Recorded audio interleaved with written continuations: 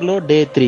మనమైతే ఈరోజు మెదక్ జిల్లాలో పాపన్నపేట మండలం నాగసానిపల్లె నడి ఒడ్డున వెలిసినదే ఈ ఏడుపాయల దుర్గమ్మ టెంపుల్. వందల ఏండ్ల చరిత్ర ఈ ఆలయానికి ఉంది. అదేంటంటే ద్వాపర యుగంలో పాము కాటుకు బలైన పరీక్షితు మహారాజు యొక్క కొడుకు జనమేజయుడు సర్పజాతి మీద ప్రతీకారంతో సప్త ఋషులతో ఒక యజ్ఞం తలపెట్టాడంట. ఆ యజ్ఞం వల్ల పాముల జాతి అంతం అవుతుందని నాగుల తల్లి దేవుళ్ళని వేడుకుంటే అప్పుడు గరుత్మంతుడు భోగావతి నదిని భూమిపైకి తీసుకొచ్చి ఆ యజ్ఞాన్ని ఆపుతాడు. ఆ భోగావతి నది 7 పాయలుగా విడిపోతుంది. అందులో ఒక పాయ రాతి గుహలో వెలిసిన దుర్గమ్మ పాదాలని తాకుతూ గోదావరి నదిలో కలిసిందని, దాని వల్లనే 7 పాయల దుర్గమ్మ ఆలయం అని పేరు వచ్చిందని చరిత్ర అయితే ఉంది. అలాగే ఇక్కడికి వచ్చి మంజీరా నదిలో స్నానం చేసి అమ్మవారిని దర్శించుకొని కోరికలు కోరుకుంటే నిజం అవుతాయని ఇక్కడ ప్రజల నమ్మకం. ఈ ఆలయం మన తెలంగాణ రాష్ట్రంలో ఫేమస్ అయిన పుణ్యక్షేత్రం. మరిన్ని హిస్టారికల్ ప్లేసెస్ కోసం మన ఛానల్ ని సబ్స్క్రైబ్ చేసుకోండి.